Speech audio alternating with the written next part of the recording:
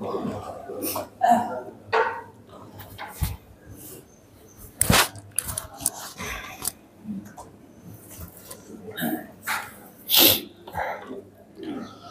بالله من الشيطان الرجيم.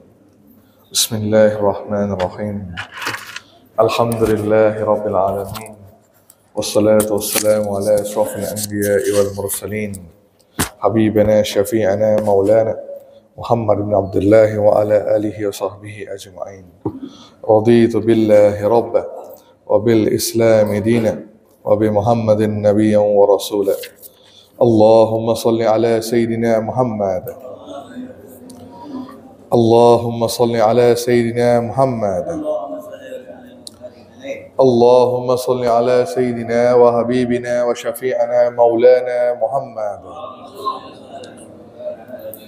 طب القلوب ودوائها وعافية أبداني وشفائها ونور الأبصار وضيائها وعلى آله وصحبه وبارك وسلم. رب اشرح لي صدري ويسر لي أمري واحلل عقدة من لساني يفقهوا قولي. أما بعد. Assalamualaikum warahmatullahi wabarakatuh. Apa kabar jemaah semuanya? Sehat? Gimana Ramadannya? Bagus? Gimana dah Ramadan yang keberapa nih? 20. Baik, udah sampai ke, ya maksudnya dah sampai, bukan penghujung sebenarnya, dah sampai ke waktu-waktu yang krusial, yang sangat-sangat penting, sangat-sangat penting. Maka jangan lalai, jangan lalai. Pastikan Ramadan ini sebagai Ramadan yang benar-benar bermakna untuk kita semuanya. Kemudian Nabi sampaikan pada 10 malam yang terakhir ini, sebelum antum kejar Lailatul Qadar, sebelum kejar Lailatul Qadar, pastikan Nabi mengatakan kepada kita, perbanyakkan doa atau bacaan ini. Ada 4 doa atau bacaan yang perlu diperbanyakkan, terutamanya pada penghujung Ramadan. Penghujung apa? Ramadan. Sebagaimana disebutkan dalam hadis ini, hadis Ibnu Khuzaimah dalam sahihnya, berkata Nabi SAW bersabda, perbanyakkan 4 hal di bulan Ramadan. Perbanyakkan 4 hal. Dua daripada itu adalah mendatangkan redha Allah Subhanahu wa taala. 2 daripada 4 perkara ini mendatangkan redha Allah, dan 2 perkara yang lain kalian tidak ada kemampuan ke atasnya, dan kalian tidak memilikinya kecuali hanya ada pada Allah. Maka minta kepada Allah. Maka para sahabat nanya, apa yang 4 itu ya Rasulullah? Yang pertama Nabi sebut, perbanyakkan untuk mengucapkan kalimat syahadat. Kalimat syahadat, la ilaha illallah, tidak ada Tuhan selain Allah. Ini yang pertama. Yang keduanya, Nabi suruh kita perbanyakkan istighfar. Istighfar, minim sebut astaghfirullah. 2 perkara ini mendatangkan redha Allah di bulan Ramadan. Dan 2 hal lagi bukan milik kalian, tapi hanya ada Allah, pada Allah Subhanahu wa taala. Apa itu? Yang pertama, as'alukal jannah, yakni minta syurga. Dan yang kedua, wa na'udzubika minan nar, minta dijauhkan daripada neraka jahannam. Maka bacaannya, nah saya tahu semua tahu bacaannya kan? Asyhadu an la ilaha illallah wastaghfirullah as'alukal jannah wa na'udzubika minan nar, boleh, wa na'udzubika min sakhatikan nar pun boleh. Nah, ini 4 hal ni perbanyakkan kalimat ni kan? Asyhadu an la ilaha illallah wastaghfirullah as'alukal jannah wa na'udzubika minan nar. 4 hal ni perbanyakkan, lebih-lebih lagi di hujung Ramadan. Dan bila masuk malam-malam ganjil, perbanyakkan doa ini, ataupun 10 malam terakhir pun boleh kita baca doa ini. Allahumma innaka afun karimun tuhibbul afwa fa'fu anni. Kalau antum baca seorang-seorang, fa'fu anni, ya. Kalau baca sendiri, kalau baca ramai-ramai, Allahumma innaka afun karimun tuhibbul afwa fa'fu anna, kan? Kalau sendiri fa'fu anni. Fa'fu anni. Baik. Apa maksudnya? Ya Allah, Engkau adalah zat yang maha pemaaf kan? Engkau suka memaafkan, maka fa'fu anni. Maafkanlah aku. Maafkanlah aku. Mudah-mudahan Allah terima taubat kita di bulan Ramadan ini. Dan Allah berikan kita kemampuan keampunan di bulan Ramadan, dan kita keluar daripada bulan Ramadan ini sebagai seperti bayi yang barulah lahir. Insya-Allah. Baik. Kita lanjutkan pengajian kitab Adaful Mufrad kita. Sebelum saya lupa, tanggal 16 betul Pak Idan? 16 April kuliah subuh pada hari Ahad. Pada hari Ahad ini. Betul kan? Ahad ini. 25 Ramadan, tak salah saya, 25 Ramadan. Ya betul. Baik, maka situ nanti akan ada tetamu yang spesial yang hadir untuk ngisi kuliah subuh, sahabat saya Ustaz Rafli Maulana. Ustaz Rafli Maulana. Beliau ini insya-Allah akan menyampaikan kuliah subuh pada hari itu. Kenapa saya sampaikan? Sebab materi yang disampaikan beliau nanti itu sangat-sangat penting. Sangat-sangat penting. Dan temanya kalau tak salah saya, kenapa doa kita tertolak? Kenapa doa tertolak? Beliau ini seorang aktivis. Aktivis yang aktif dalam mempromosikan Muslim food. Apa Muslim food? Makanan halal orang Muslim. Jadi beliau ini bukan hanya sekadar memerhatikan tokonya sahaja bersih. Dia akan lihat peralatannya digunakan apa, bahannya digunakan apa. Faham dong? Jadi beliau ini memang tugasnya untuk memerhatikan kuliner makanan, apalagi yang ada di Pontianak. Materi yang beliau sampaikan nanti adalah yang sangat-sangat berat, yang sangat-sangat penting untuk kita. Kenapa saya sebut penting? Sebab beliau akan menyampaikan kita apa yang menyebabkan doa kita tertolak. Salah satunya adalah, semua tahu kan, ketika kita mengkonsumsi yang haram. Bukan hanya sekadar mengkonsumsi, kita memakai yang haram pun dikira ditolak doanya. Faham dong? Maka beliau akan sampaikan kepada kita tentang bab 1. Tahu bab 1? Bahasa sopan sikit khinzir. Bahasa sopan sikit khinzir. Nah, beliau akan ceritakan zaman sekarang khinzir itu bukan hanya dalam bentuk daging sahaja. Kalau bentuk daging semua tahu itu haram. Tapi khinzir zaman now sudah berubah kepada alat-alat yang kita pakai. Baik sepatu, baik apa yang brus apa? Kuas. Baik yang kita brus gigi, yang pakai gigi kan. Baik ibu-ibu yang ada tas. Ustaz Rafli akan sebutkan yang mana yang dibuat daripada bab 1 ataupun bukan. Nah, nanti cuba bayangkan, antum nak lebaran pakai sepatu daripada bab 1. Kira-kira ada berkah apa tidak? Nak cat rumah ni, Masya Allah, nak lebaran, nak cat rumah tapi pakai kuas babi catnya. Boleh bayangkan? Ibu-ibu nak pakai kecantikan, kosmetiknya, pakai yang eyeliner, maskaranya pakai itu kan? Itu pakai kulitnya dibuat daripada bulunya, dibuat daripada bulu bab 1. Nak tahu perbedaannya, yang mana benar, yang mana tak Ustaz? Cuba nanti turun kajian nanti hari Ahad. Siap ya? InsyaAllah. Mudah-mudahan Allah dekatkan kita dengan majlis ilmu, insyaAllah. Baik, kita lanjutkan. Bentar ya. Pilek ini. Tisu ada? Tak ada tisu? Dah ada bawa. Ada? Nih kalau udah malam ya bukan, saya tak minum ais. Memang takkan minum ais. Oh, gini. Kena bangun subuh kan, kita tahajud semua kan, iktikaf, kena pagi-pagi. Maka saya tak berani jadi imam subuh. Kalau suruh dari waktu lain insya-Allah. Kalau subuh saya nak mau jadi imam sebab suara pilek. Jadi suara itu akan jadi garau jadinya. Baik, lanjut. Kitab Adaful Mufrad.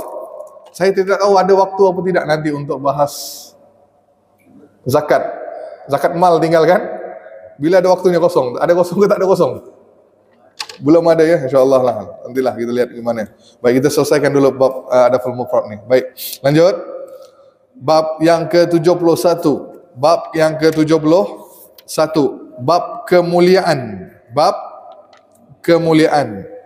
Daripada Abu Hurairah radhiyallahu an, ia berkata, Rasulullah pernah ditanya, "Ya Rasulullah, siapakah orang yang paling mulia?"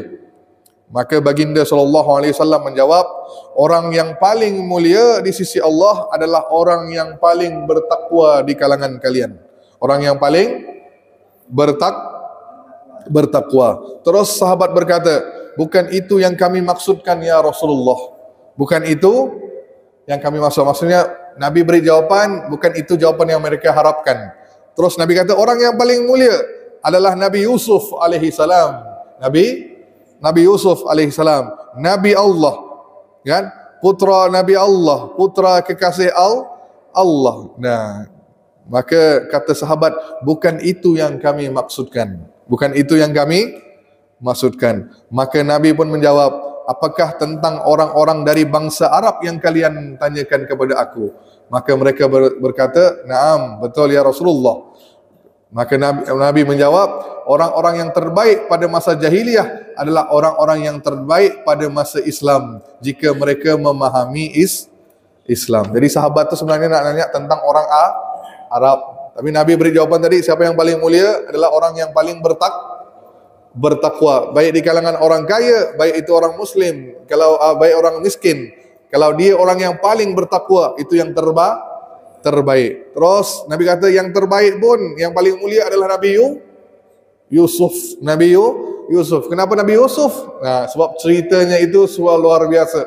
Kisah pengalaman hidup Nabi Yusuf, riwayat hidup Nabi Yusuf sangat luar biasa. Maka Allah abadikan satu kisah, satu surah untuk khusus kepada Nabi Yusuf, yakni surah Yusuf. Kalau antum lihat surah Yusuf daripada awal, sejak lahir kan, sejak kecil sampai dewasa, sampai menjadi rajanya orang Mesir, raja di Mesir. Itu kisahnya. Nabi Yusuf sangat luar biasa kisahnya. Maka Nabi kata orang yang paling mulia itu Nabi Yusuf. Terus apa kata sahabat? Bukan itu yang kami maksudkan. Yang kami maksudkan adalah tentang orang Arab, orang bangsa Arab. Maka Nabi kata orang yang terbaik pada masa jahiliyah adalah orang-orang yang terbaik pada masa Islam. Pada masa Islam. Yakni maksud Nabi, orang yang memiliki marwah, akhlak mulia di masa jahiliyah, maka mereka masuk Islam dan mereka terus lebih berakhlak dengan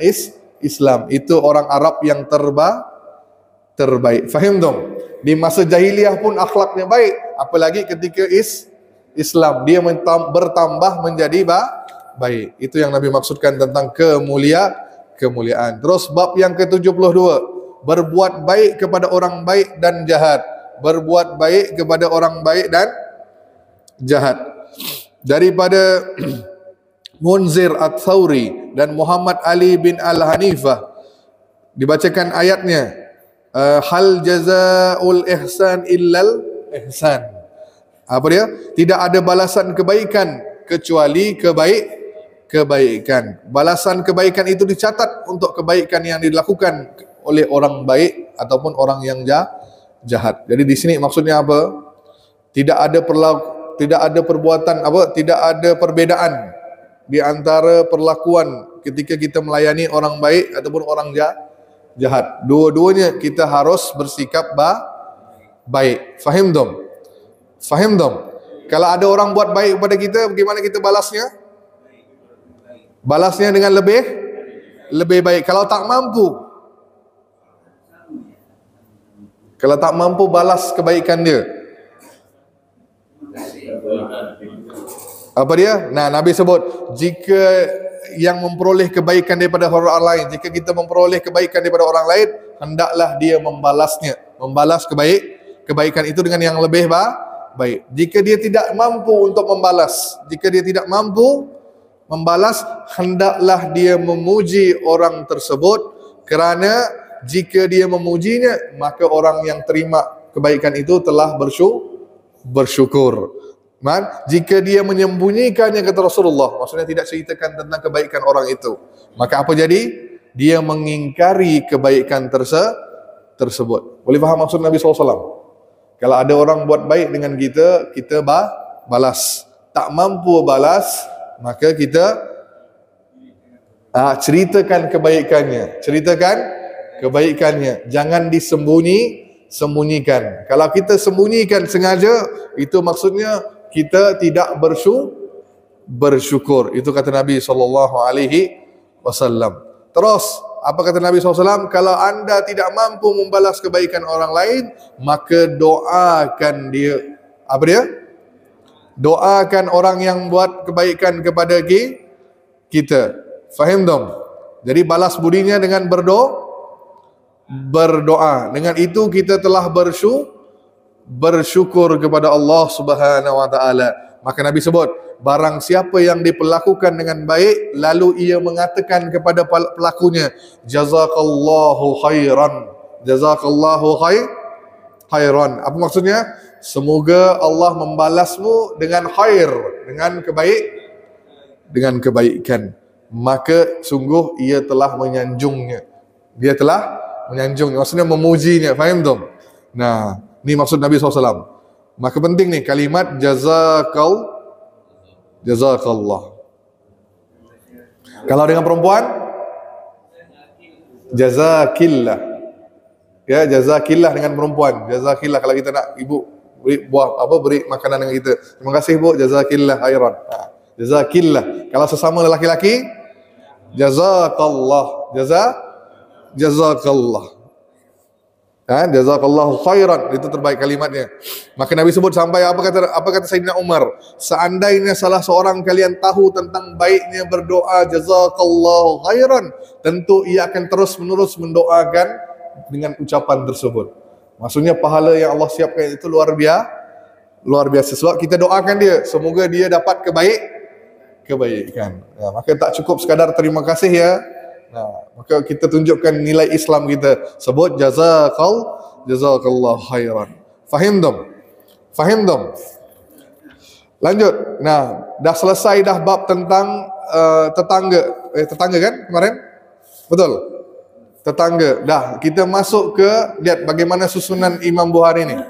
Daripada awal tadi siapa? Orang tua. Lepas orang tua siapa? Kemarin. Kalau kerabat.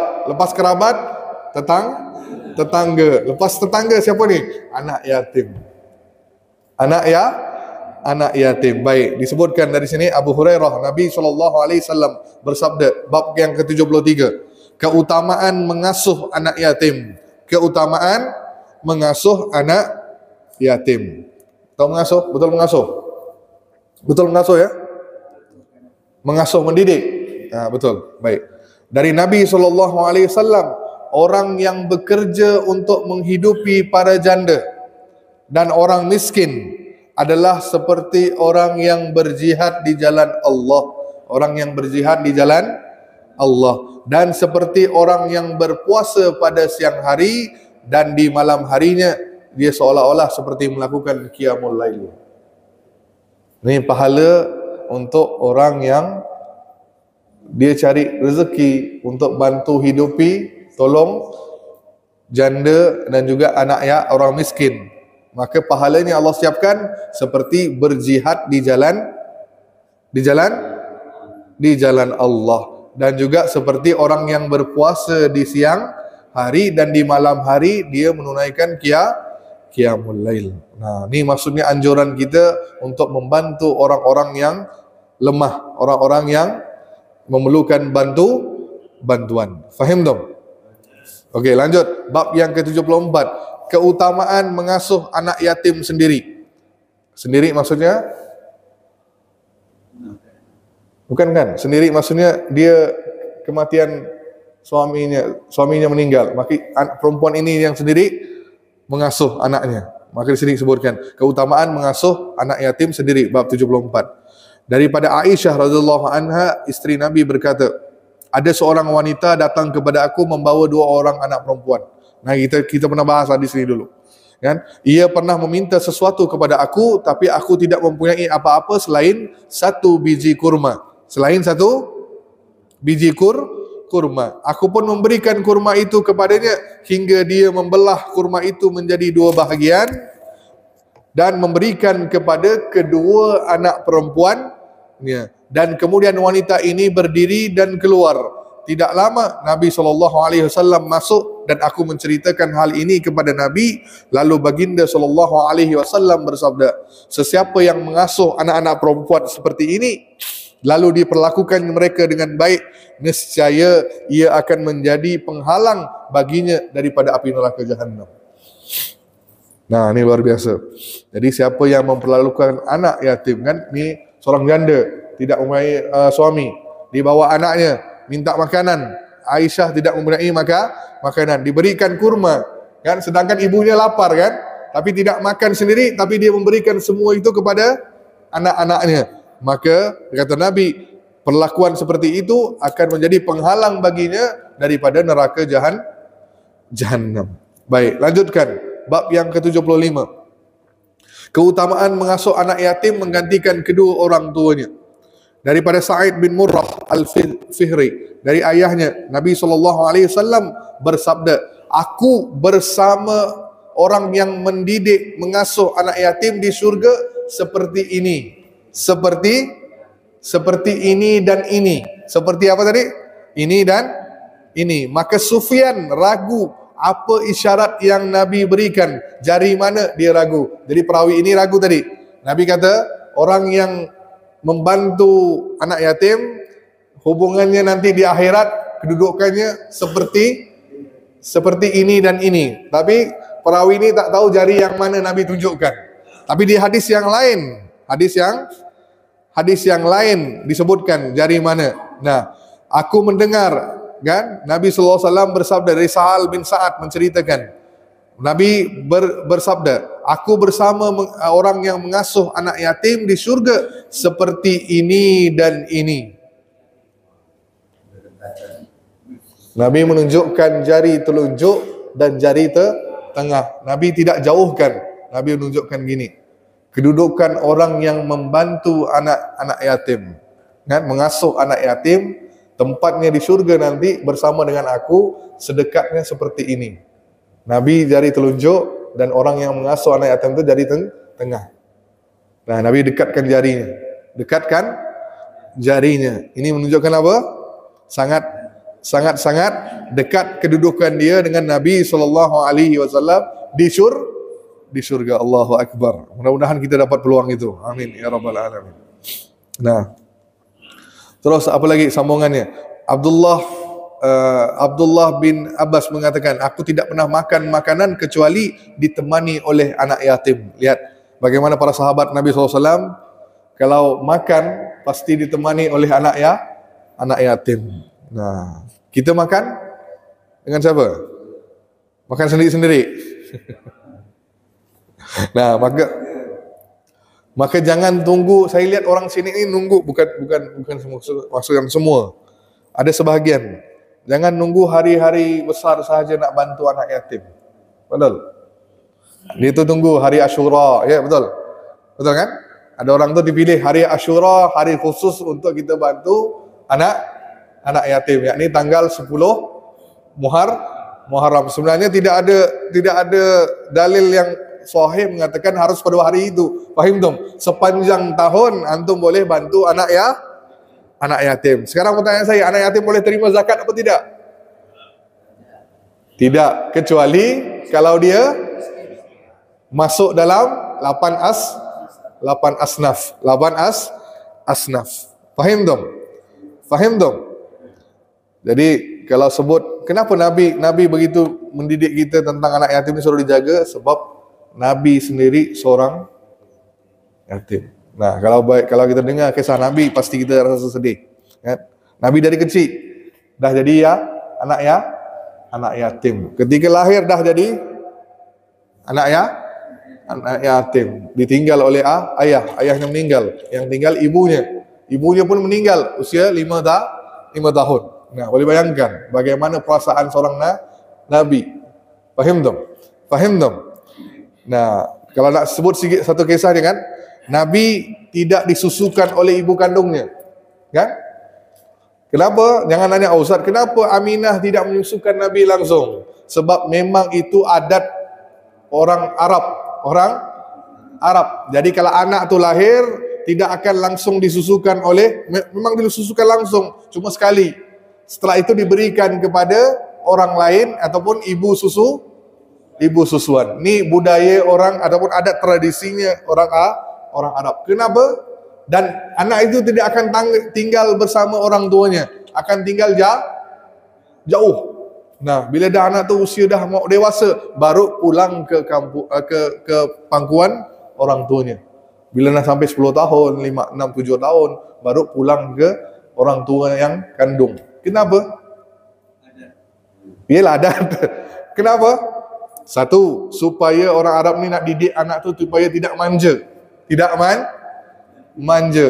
Ya, biar dia berjauhan dengan orang tua dari kecil. Satu. Yang keduanya, kalau di kota Mekah waktu itu, kalau ada orang yang anak yang lahir di Mekah, langsung anak tu akan dihantar ke pedalaman, jauh ke kampung. Kita kata kampung, tidak akan tinggal di kotanya. Satu sebabnya adalah apa dia? Lingkungan. Satu lingkungannya kan. Yang keduanya adalah waktu itu angka kematian di kota itu lebih tinggi, angka kematian anak. Jadi takut tu anak terjadi apa-apa, diserang penyakit, maka dihantar ke kampung. Nah, yang ketiganya, supaya anak itu boleh fasih dalam bahasa Arab. Sebab apa? Orang di kota bahasa Arabnya, orang Mekah sendiri bahasanya itu bukan tidak fasih, tidak apa ya, bukan 100% asli bahasa Arabnya. Faham dong? Udah bercampur dengan bahasa lain. Kata orang Malaysia bahasa rojak. Tahu bahasa rojak? Tahu bahasa rojak? Tahu rojak? Apa rojak ke rujak sini? Makanan rujak campur-campur semua tu. Apa? Gado-gado. Oh, ada orang bergaduh pula ya? Pecel. Yang campur tu bahasa rojak. Jadi campuran antum Inggris masukkan, Jawa masukkan. Jadi bahasa asli itu tidak ada lagi. Faham dong? Tapi orang kampung di pedesaan, di jauh-jauh daripada Mekah itu memang mereka bahasanya masih fasih, bahasa Arabnya asli. Bahasa Arabnya asli. Jadi anak-anak itu dihantar ke kampung supaya lancar fasih bahasanya. Maka Abu Bakar pernah nanya, "Ya Rasulullah, engkau ni bahasa engkau tu lancar. Ketika kau bacakan hadis, bahasa mutiin indah kan? Kita lihat hadis kan, bila Nabi sebut sesuatu tu sangat indah susunan kata-katanya. Maka Nabi kata apa? Kerana aku ni dari bangsa Quraisy, satu suku Quraisy. Yang keduanya, aku disusukan oleh Bani Sa'idah, kan? Bani Sa'idah, yakni yang menyusukannya ibu Halimatus Sa'idah. Kan? Nah, ibunya memang lancar dalam bahasa Arab. Maka kerana itu Nabi fasih dalam bahasa Arab. Nah, ni tujuannya. Nah, singkat cerita kenapa saya sebutkan tadi, waktu kecil dah bila dah Nabi lahir, Nabi dihantar ke ibu susuan. Jadi orang kampung ni akan datang ke kota nawarkan untuk jadi ibu susuan. Kenapa? Orang dari kampung ni miskin rata-ratanya. Faham dong? Rata-rata miskin. Jadi dengan mereka menyusukan anak-anak di Mekah ni akan dapat upah satu, yang kedua darjat mereka naik. Contoh dapat keluarga yang bangsawan. Kan? Jadi nama mereka pun terus naik, suku naik. Jadi datanglah ramai wanita daripada desa. Nah, lihat bagaimana Nabi SAW cerita ni. Luar biasa. Nah, Nabi ketika datang ni, waktu itu namanya Halimatus Sa'diyah, seorang perempuan yang sangat-sangat miskin. Dan dia tu dah ada dua anak dah. Ada dua anak kecil. Dan dia waktu itu tidak mampu menyusukan anaknya sendiri. Sebab apa? Susunya itu sangat kurang. Kurang. Yalah, bayangkan miskin, tak makan. Maka tak bisa mengeluarkan susu ibu. Faham tak? Apa sebut susu ibu sini? ASI. ASI. Nah, tak dapat mengeluarkan ASI. Maka dia pun tetap bertolak. Dia nak pergi juga jadikan jadikan anak-anak yang boleh diangkat untuk jadikan sebagai anak susuan. Maka pergi ke sana. Ramai perempuan pergi. Sama bangsa dia pergi. Sampai di Mekah, masing-masing kawan-kawannya dapat semua dah anak. Halimatus Sa'diyah tidak ada orang yang mau berikan anak kepadanya. Sebab apa tadi? Lihat anak sendirinya pun kurang minum Susu. Ni aku beri anak ni aku kepada aku, memang tak minum lampak ni. Kan? Nah, waktu itu orang semua melihat Nabi yang masih bayi, tak ada orang nak ambil. Tak ada satu pun ibu nak ambil Nabi untuk jadikan sebagai anak susuan. Kenapa? Semua tu mikir, ni anak yatim. Kalau yang anak yatim tak dapat duit ni. Keluarga ni nampak, siapa nak ambil anak ni? Bayangkan kecil-kecil, Muhammad yang masih kecil ni, tak ada orang nak ambil. Tak ada orang ambil. Jadi masing-masing ibu tu cari anak yang lain. Bayi yang bernama Muhammad itu dibiarkan. Tak ada orang nak. Ini anak yatim ni tak mau ni. Siapa yang beri kita duit nanti? Kan bapak yang tak ada. Jadi begitu pemikiran mereka. Jadi perempuan-perempuan lain tu semua tinggalkan Rasulullah sallallahu alaihi wasallam. Nah, Halimah Sa'diyah cari anak, tak ada orang nak bagi, faham tak? Sampai Nabi Halimah ni melihat Nabi yang masih kecil. Ni ada satu je pilihan ni. Waktu itu dia pun tidak mau, faham tak? So apa? Ni pun tak dapat gaji, dah lah aku susah. Gaji pun tak dapat nanti ni. Ni anak yatim lagi ni, siapa nak ni? Tapi dia dalam keadaan sebab temannya semua dah dapat anak, faham tak?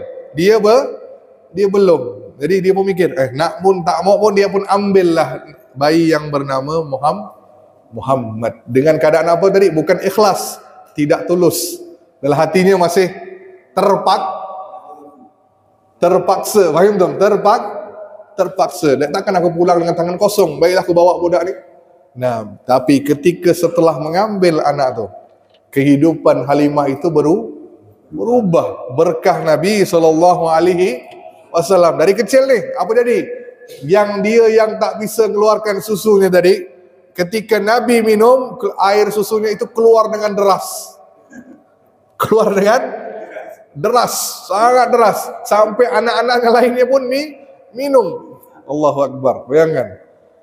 Jadi Nabi minum sampai kenyang, terus anak-anak Halimah pun minum. Susunya tak berhenti keluar. Banyak terus ngalir. Itu keberkahan yang dia dilihat yang pertama. Terus ternakannya semuanya apa? Ternakannya itu semuanya apa maksudnya? Sehat-sehat, iyalah kan? Walaupun hidup di tanah yang kering kontang, dapat mengeluarkan susunya kambing, dapat mengeluarkan susu, semuanya luar biasa. Berkat dari Nabi SAW.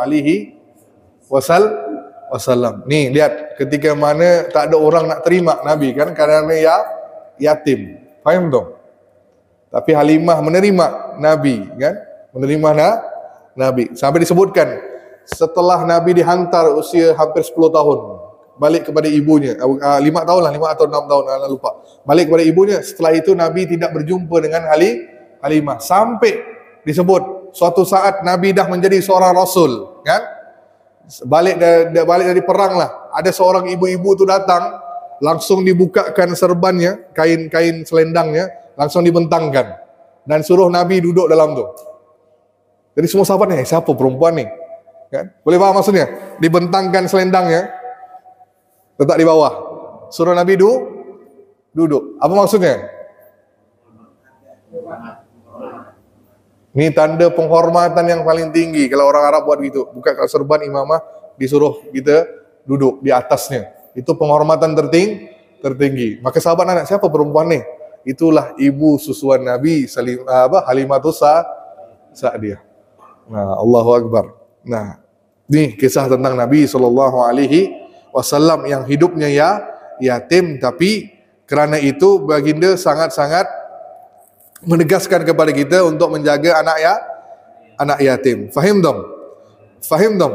Baik, sambung. Bab yang ke-76. Rumah yang paling baik adalah rumah yang di dalamnya ada anak yatim yang diperlakukan dengan baik.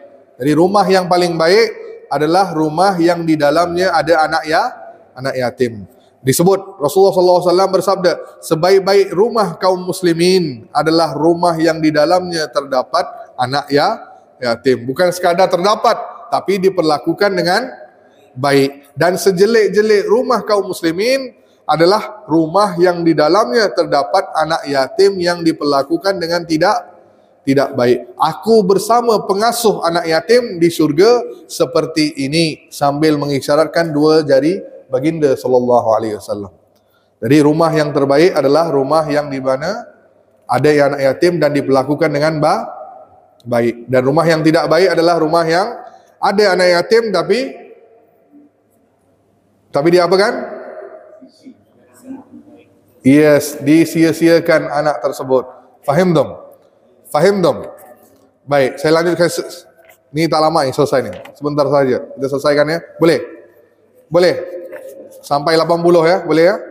Kita selesaikan bab anak yatim. Boleh ya? Boleh. Baik. Yang ke-77. 77. Bab 77. Jadilah seperti ayah yang penyayang bagi anak yatim. Jadilah seperti ayah yang penyayang bagi anak yatim. Ini tentang aku mendengar Abdurrahman bin Abza berkata, Daud berkata, jadilah ayah yang penyayang bagi anak yatim. Ketahuilah, sebagaimana ditanam, begitulah dituai. Sebagaimana ditanam, begitulah dituai. Maksudnya apa? Anak itu akan mencontohi ayahnya. Faham dong? Faham dong? Betapa buruknya kefakiran setelah kaya, orang kaya yang jatuh miskin. Lebih buruk lagi, sesat setelah mendapat petunjuk. Apabila engkau berjanji kepada temanmu, maka penuhilah janjimu kepadanya. Jika tidak, hal itu akan mewariskan permusuhan antara dirimu dan dirinya. Berlindunglah kepada Allah dari teman yang jika engkau mendengar Allah, jika engkau mengingat Allah, ia akan membantumu. Jika engkau lupa kepada Allah, ia tidak mengingatkanmu. Nah, di sini disebutkan tentang seorang sahabat yang menceritakan tentang bentuk nasihat. Jadilah ayah yang penyayang bagi anak yatim. Sebagaimana ditanam, begitu dituai. Betapa buruk orang yang fakir setelah kaya. Jadi kaya ni jatuh miskin. Lebih buruk lagi kalau dia sesat setelah mendapat petunjuk. Jadi antum tu dah. Makanya Nabi sering sampaikan kepada kita kan, apa dia? Minta kepada Allah, Tuhan yang maha membolak-balikkan hati kan. Ya mukallibal qulub, tsabbit qalbi ala dinik. Nah, sebab apa? Allah bisa bolak-balikkan hati kita. Faham dong? Jangan merasa sekarang dah alim akan istiqomah sampai ke akhir. Belum tentu. Faham dong? Orang yang maksiat belum tentu selama-lamanya dia akan maksiat. Allah bisa bolak-balikkan hati kita. Orang yang dah baik belum tentu dia akan terus jadi baik kecuali minta kepada Allah untuk istiqomah. Jadi makanya kita sering berdoa, apa doa dalam Quran? Rabbana bukan zalamna, Rabbana la tuzil qulubana ba'da iz hadaitana wa hab lana min ladun rahmah innaka antal wahhab. Kan? Rabbana la tuzil qulubana. Ini penting kalimatnya. Faham dong? Jadi terusnya apa lagi nasihat beliau? Jika engkau ada berjanji dengan teman, maka penuhilah janjimu. Jika tidak, dua-dua akan bergaduh, timbul permusuhan. Berlindunglah kepada Allah. Nah, berlindung kepada Allah dari siapa? Teman, jika engkau mengingatkan dia kepada Allah, tentang Allah, dia tidak membantumu. Jika engkau lupa kepada Allah, ia tidak mengingatkanmu. Faham dong? Jadi kita minta dijauhkan daripada teman. Kalau kita nasihatkan dia suruh ingat Allah, dia tak ingat. Lebih parah lagi, kalau kita lupa Allah, dia sendiri tak ingatkan kita. Ini teman-teman yang parah. Faham dong? Lanjut. Baik, bab yang ke-78. Ini dengar baik-baik. Yang janda, dengar baik-baik. Yang janda, yang merasa dirinya janda, dengar baik-baik. Keutamaan wanita yang bersabar dalam membesarkan anaknya dan tidak menikah lagi. Nah, ini ya, keutamaan wanita yang bersabar membesarkan anaknya dengan tidak menikahlah lagi. Jadi daripada Auf bin Malik dari Nabi SAW, baginda bersabda, aku bersama wanita berpipi merah kehitam-hitaman, wanita yang tinggal mati suaminya, lalu dia bersabar dan membesarkan anaknya seperti dua jari ini. Nah, Nabi sebut. Apa dia? Wanita janda yang tak menikah lagi, tapi dia terus mendidik, mengasuh anaknya tadi, walaupun dalam keadaan susah. Maka hubungan dia dengan Nabi SAW seperti ini di syurga. Allahu Rabbi. Allahu Rabbi. Maksudnya dia dekat. Maksudnya pahalanya sangat besar. Faham tak? Faham tak? Nabi tak salah juga kalau dia nak nikah lagi. Faham tak? Tapi kalau dia boleh bersabar dengan tidak menikah, faham tak? Itu dah luar biasa. Yang Allah siapkan itu luar biasa. Faham tak? Faham tak? Jadi bu, nak jadi janda nikah lagi atau gimana? Kalau ditakdirkan suami meninggal, nak terus janda atau nikah lagi? Bapak jangan jawab. Bu, gimana bu? Nikah lagi ke nak terus menjanda? Tengok keadaan. Ha? Woi. Baik, lanjutkan. Saya selesaikan dulu ya, nanti pertanyaan. Baik, bab 79, bab mendidik anak yatim. Disebutkan adab mendidik anak yatim kepada Aisyah, maka ia berkata, sungguh aku memukul anak yatim supaya patuh dan berdisiplin. Nah, di sini menunjukkan bahawa ada orang yang memukul anak yatim. Tapi cara ini tidak boleh kalau ia membawa mudarat. Tapi kalau untuk kebaikan, untuk mendidik dia supaya menjadi anak yang baik, boleh. Tapi dalam Islam itu ingat, ada cara nak mukul itu bukan sebarangan. Mukulnya itu tidak boleh membekas. Satu. Apa lagi? Kalau mukul orang tak boleh bukan kepala, di wajah ni. Nah, bapak-bapak kalau nak nampar isteri tak boleh. Kenapa Pak? Sebab hukumnya adalah Islam tidak boleh memukul di wajah. Dan tidak boleh memukul sampai membekas. Sepak terajang isteri kan, sepak terajang anak. Nah, tapi kalau rotan boleh apa tidak? Rotan, apa rotan? Ya pakai kayu pukul tangan. Jari pula. Kayu rotan tu. Pukul di belakang itu boleh kan? Di perut, dada, jangan. Kan? Perut, dada, muka. Tidak boleh dalam Islam. Siapapun. Siapapun. Ya? Kecuali dalam perang. Perang bolehlah. Perang pun ada adabnya. Ada yang tak boleh mukul wajah, kan? Perang pun ada adabnya. Ni kita sebarangan, isteri macam-macam, tangan terbang, ya. Main tangan, kan? Betul? Betul. Maka itu salah, tidak boleh dalam Islam. Faham dong? Baik, yang terakhir, penutup. Bab yang ke-80, keutamaan orang yang ditinggal mati anaknya.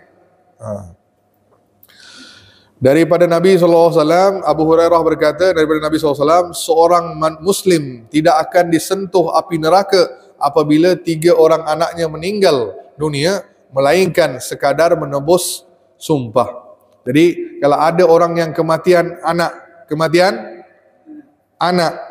itu dah, apa ya?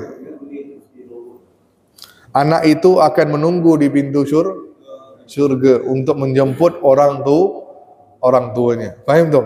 Ni hebatnya. Kan? Dalam hadis yang lain ni yang saya suka hadis ni. Apa dia? Nabi bersabda, siapa yang memiliki 2 anak, kan? Kerana dan anak itu meninggal di kalangan umatku, maka anak itu akan menunggu di akhirat. Nah, nescaya Allah memasukkannya ke dalam syurga sebab keduanya. Nah, jadi orang tuanya akan masuk syurga dengan anak yang meninggal tadi. Sebab apa? Lebih duluan sudah menunggu di syurga untuk bawa orang tuanya masuk ke dalam syurga. Terus Aisyah bertanya, kalau ada orang tuanya ada satu yang meninggal, ya Rasulullah, ada anak yang orang tua yang meninggal, anaknya satu, gimana? Maka demikian juga orang tua yang memiliki anak yang meninggal walaupun satu. Terus nanya lagi, ya Rasulullah, kalau ada orang tua yang tak ada kematian anaknya, apa dia? Kalau tak ada orang tua yang kematian anaknya, siapa yang akan menyambutnya di akhirat nanti? Tadi kan kalau ada anak kita meninggal, anak kita akan sambut kita di akhirat. Baik itu 3 anak, 2 anak ataupun satu anak. Sekarang pertanyaannya, orang tuanya tidak ada anak yang mati, semuanya hidup sampai dewasa. Maka Nabi sebut, aku akan menyambut umatku yang tidak ada anaknya meninggal di akhirat. Jadi Nabi langsung akan menyambut orang tua yang tidak ada kematian anaknya. Luar biasa, luar biasa. Baik, sekarang apa pertanyaannya? Silakan. Bismillah. Waalaikumsalam warahmatullahi wabarakatuh. Informasi, ya. Bismillah. Akhir ini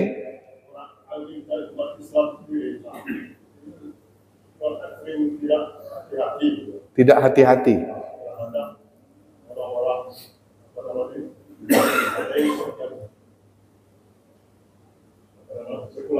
Oh iya. Tujuannya merusak. Iya, terus? Baik, terus. Beri contoh. Kita kan Islam kan kesalahan masyarakat. Betul. Tapi mereka menunjukkan kan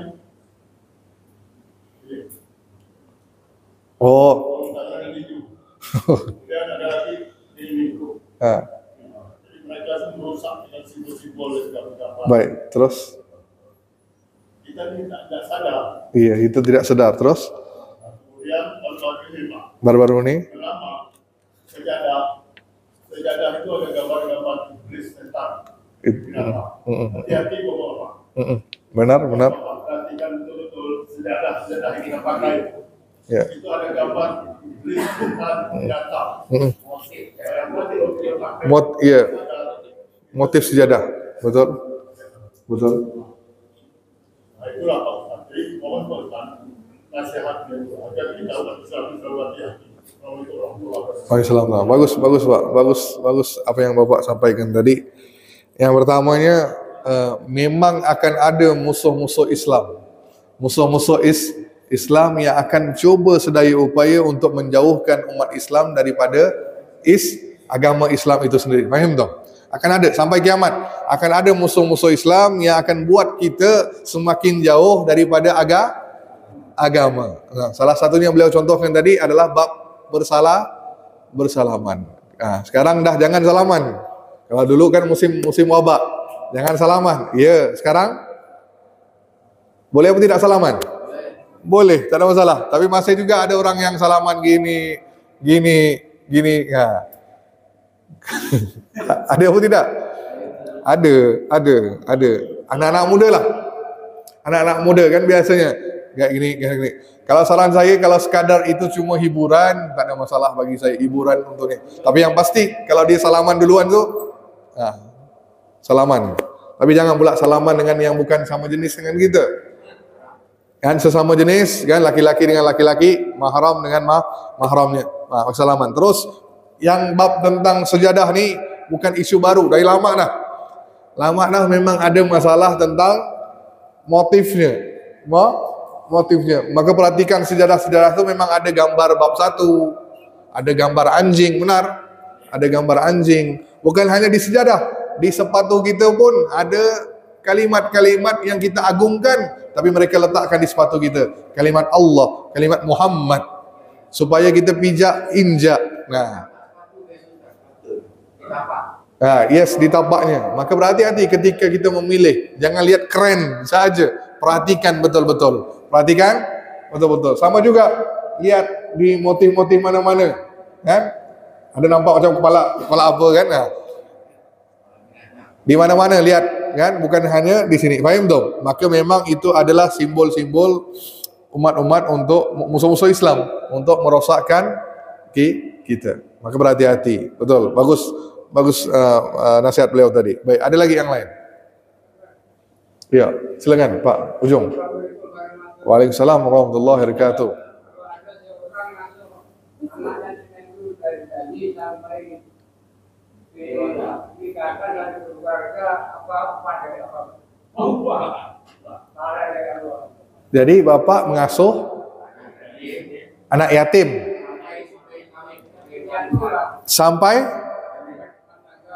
sampai dia berumah tangga. Terus pahalanya dah saya sebutkan tadi, pahalanya tempat bapak dengan Nabi SAW, dekat tinggal dengan Nabi. Apakah tidak mau? Itu dah pahala yang cukup besar. Faham tak ni? Bukan sekadar jumpa Nabi, tinggal bersama dengan Nabi SAW. Boleh faham tak? Nah, takkan bapak tak mau tinggal bersama dengan Nabi SAW? Sangat dekat kedudukannya orang yang mengasuh anak yatim tadi. Ya, pahalanya cukup besar, Pak. Pahalanya juga tadi seperti berjihad fi sabilillah. Dapat pahala seperti puasa di siang hari, malamnya qiyamul lail. Ni selamat bapak buat sampai anak tu dewasa. Pahalanya ngalir terus. Sip, mudah-mudahan dapat pahalanya. Amin. Tapi niatnya jangan kerana kejar pahala tadi. Niatnya lillahi ta'ala. Syaitan ni pandai main. Syaitan ni akan main perasaan kita supaya niat kita itu berubah. Maka hati-hati. Hati-hati. Sip? Okey, lagi. Siapa lagi? Ya, bang. Ya, Pak. Depan dulu. Depan dulu. Assalamualaikum warahmatullahi wabarakatuh.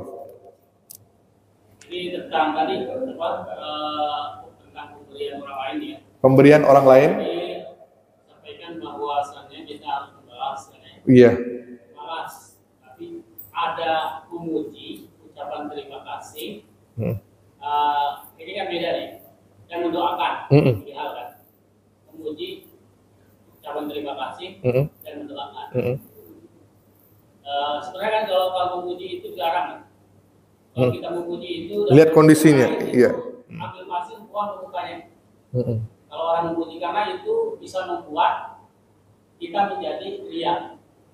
Bukan muji depan dia. Ya, terus. Kalau kita memuji di depannya, tapi kalau di belakang itu sangat yakin. Iya, betul. Maka depan dia mendoakan. Depan dia mendoakan.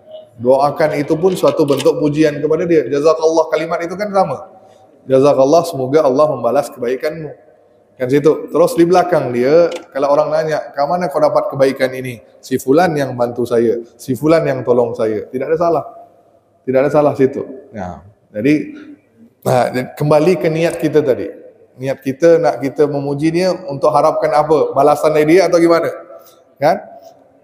Terus kalau orang yang terima pujian itu tadi, adakah dia merasa bangga? Kalau dia merasa riak, ujub, itu salah. Tapi kalau dia merasa itu sebagai makin dia tambah patuh kepada Allah, tidak jadi masalah. Gitu. Kembali lagi niat masing-masing. Sip? Satu lagi. Kalau tadi ada keutamaan ya bagi seorang istri yang ditinggal suami. Iya, betul. Kalau misalkan dengan tidak meninggal lagi. Betul. Kira-kira kalau bagi laki-laki ada nggak nih? Enggak ada lah.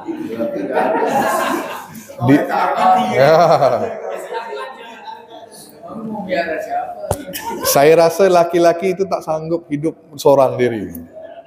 Pasti dia mau ada temannya, ya boleh kan? Nah, pasti mau berteman, Pak. Saya jarang lihat laki yang menjanda. Ada yang bukan menduda, bukan janda, menduda. Bukan menjanda, menduda. Jarang. Maka Nabi tidak sebutkan fadilat untuk itu. Tidak ada. Kata beliau ada contohnya, nikah juga kan, dah tua-tua dah nikah juga kan. Mau pasangan. Faham tu? Nah, satu pun tidak cukup, maka tidak ada keutamaan seperti itu untuk laki-laki. Ini khusus wanita. Terus Pak, okey belakang. Satu saja. Janda. Janda? Zakat, astagfirullah. Saya ingat janda tadi kan. Zakat mal. Okey, boleh. Silakan. 3 juta. Dua apa ni?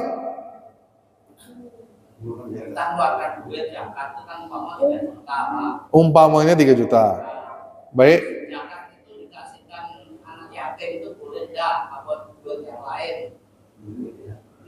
Jangan dikasihkan aja ke anak yatim. Diberikan anak yatim. Dah. Kalau maksud saya katakan tadi, anak yatim itu termasuk apa tidak dalam asnaf tadi. Dalam secara kalau lihat 8 nama itu tidak ada anak yatim, tapi kecuali kalau anak yatim yang fakir, anak yatim yang miskin, anak yatim yang fi sabilillah menuntut ilmu. Kan? Menuntut ilmu boleh. Kan? Anak yatim yang menjadi amil zakat, dia pun dapat persentasinya. Anak yatim yang terlilit dengan hutang pun boleh. Itu Pak. Sip. Anak yatim yang menjadi hamba, itu pun dapat. Jadi lihat, bukan khusus anak yatim. Ya Pak ya? Bukan khusus anak yatim. Lihat dia masuk dalam 8 asnaf apa tidak. Fakir, miskin, orang yang berhutang, fi sabilillah, lagi ibnu sabil, hamba, terus lupa pula jadinya. Apa lagi? Musafir udah, ibnu sabil udah, lagi. Aduh, lupa. 8 nih. Fakir, miskin, amil, fi sabilillah. Apa lagi? Ghorimin, apa orang yang berhutang. Terus ibnu sabil, mu'allaf, dan juga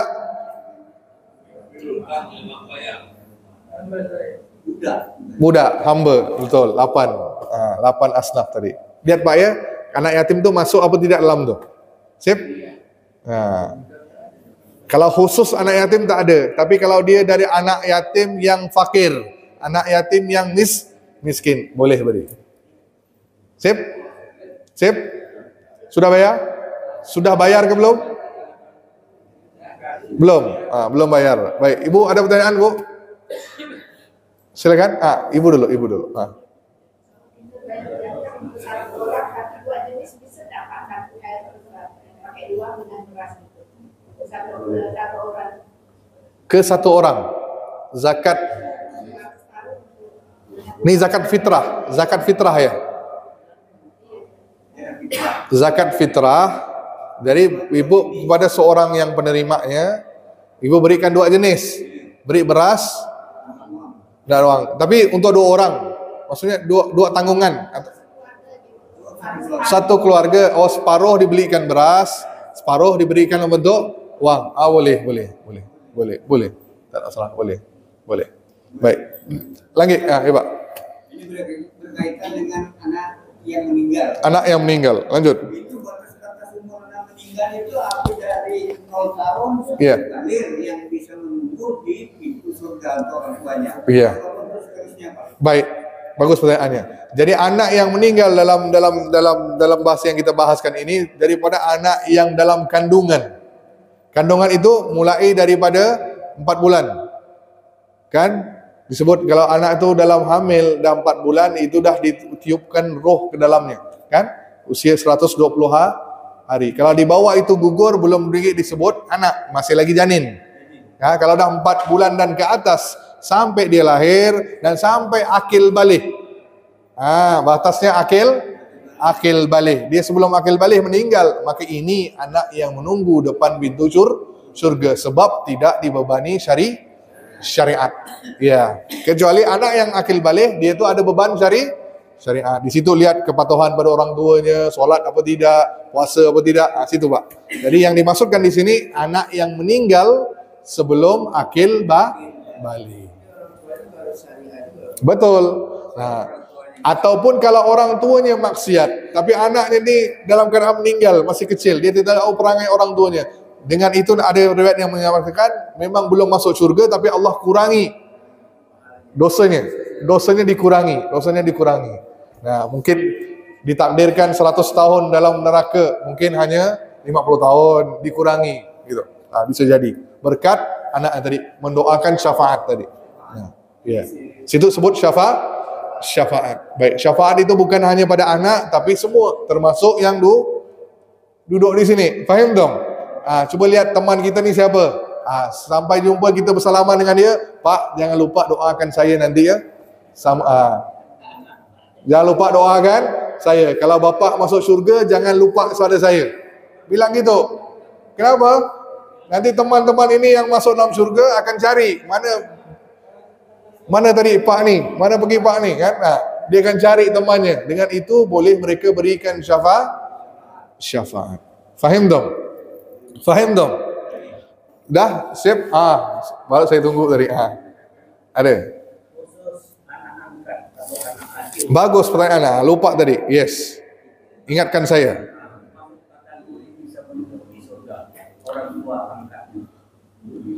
Baik.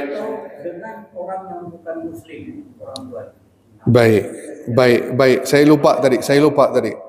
Anak yatim yang diangkat menjadi yang diangkat untuk menjadi anak angkat. Anak yatim yang diangkat menjadi anak angkat ni ada beberapa yang menjadi penghalang. Satu, tak boleh dinisbahkan nama dia dengan nama bapa angkatnya. Tak boleh dibinkan. Walaupun anak tu diangkat. Ya Pak ya? Tidak boleh dibinkan. Satu. Sebab apa? Quran jelas kata surah Al-Ahzab ayat yang ke-5. Tak salah saya. Kan? Udu'uhum li'abaihim. Nah, berikan apa? Apa kata Allah? Panggillah mereka dengan nama bapa-bapa mereka. Bapa yang kandung. Jadi anak yatim ni kalau ada bapaknya, itu namalah dia, sekali nama dia. Tak boleh dengan nama bapa angkat. Yang keduanya, anak angkat ataupun anak yatim yang dijadi anak angkat tidak mendapat hak warisan. Tidak mendapat hak warisan sebab dia status anak angkat. Tidak mendapat status apa tadi? Harta warisan. Tak bisa diwariskan. Kan? Dan yang ketiga, anak angkat bukan mahram. Bukan mahram walaupun dia angkat dari kecil. Kecuali dia berubah kepada anak susuan.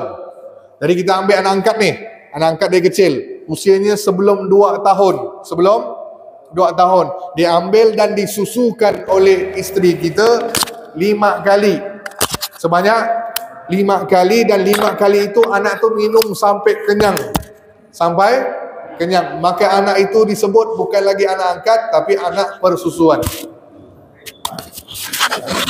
Jadi otomatis mahram. Mahram sebab pertalian melalui persusuan.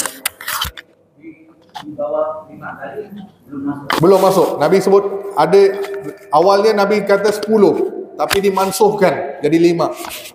Dulunya 10, dihapus perintah itu kerana berat, maka Nabi beri 5 sahaja. Syariatnya apa dia? Dapatlah anak persusuan jadi ya. Anak persusuan dapat semua mahram jadi. Boleh jadi wali dan sebagainya. Nah, terus kalau anak yang diangkat sahaja ataupun nak dapatkan mahram, kita ambil anak angkat daripada kalangan keluarga kita. Anak paman, anak bibi. Diambil, maka otomatis jadi mahram. Tidak ada masalah. Tapi kalau anak angkat dari luar, tidak akan pernah menjadi anak kita. Tetap bukan mahram. Ini ramai yang belum tahu. Ramai salah di sini. Dia kata, saya Ustaz, ni anak saya ambil dari kecil. Dah dewasa Ustaz, kami tinggal serumah. Walhal tidak boleh dalam Islam. Karena jadi bukan mahram. Walaupun tu mak angkatnya, dari kecil dah diambil anak tu. Tapi tidak disusukan. Kan? Bukan anak keluarga, anak di luar kan? Tetap dia harus menutup aurat depan anaknya. Ni hati-hati Bu. Ramai yang tidak tahu. Siapa ya? Cerita nantilah kita kan.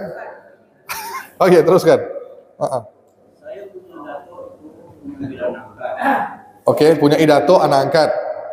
Saya punya orang tua juga mengambil anak angkat. Mengambil anak angkat. Sip. Anak angkatnya ada 2 macam. Ada yatim, ada yang non muslim. Baik, bagus. Kalau dikategorikan menyusui tadi batasnya 5 kali. Yes. Ya. Saya kan sudah besar kan, ya.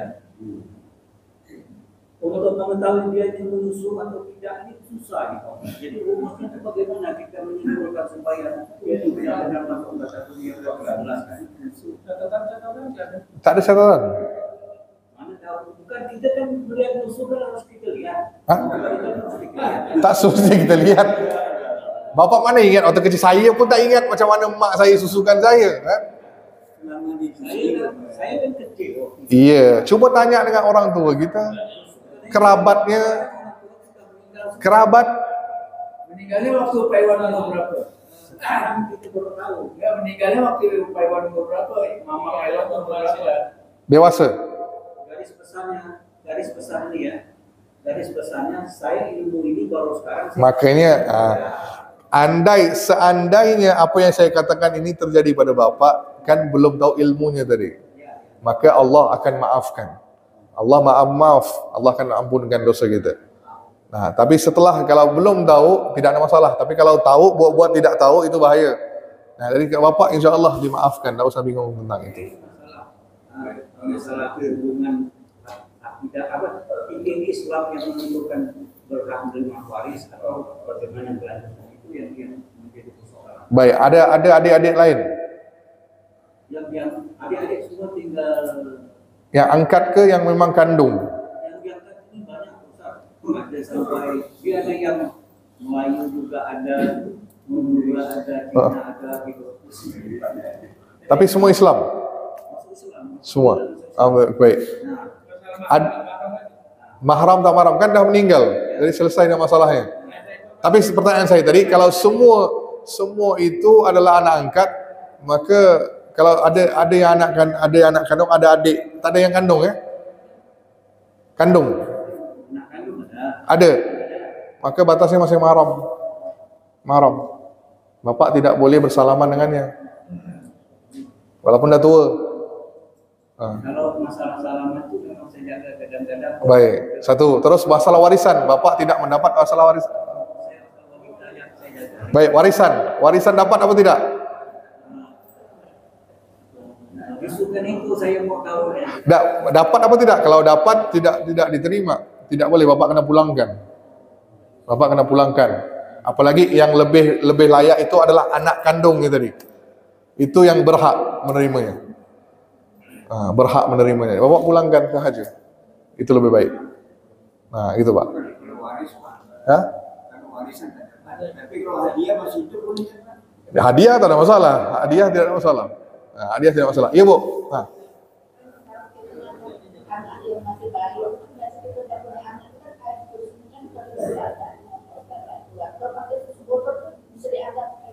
Tidak harus susu ibu susuan. Maka disebut ibu susuan. Kalau ibu botol sedang susu botol kan.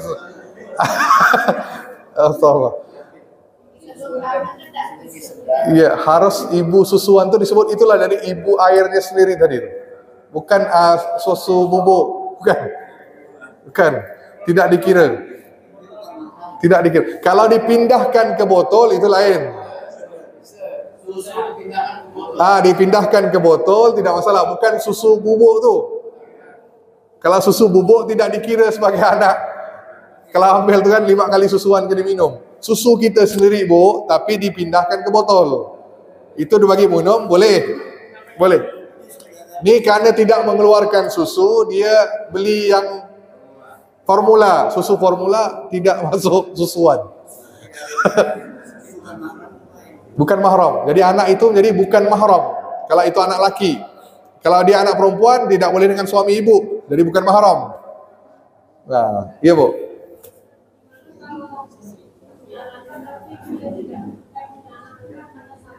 Anak angkat hanya satu. Terus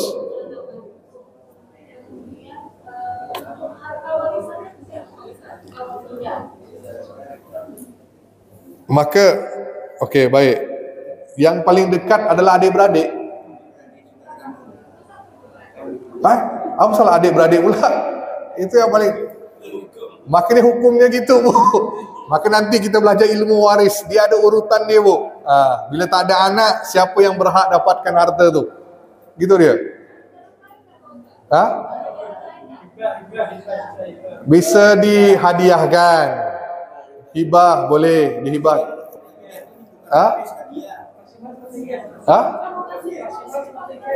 Iya, sepertiga, ya betul. Full. Tidak boleh sebenarnya. So ada dia dah ada dalam Islam tu dah ada berapa persentasi untuk seseorang tu.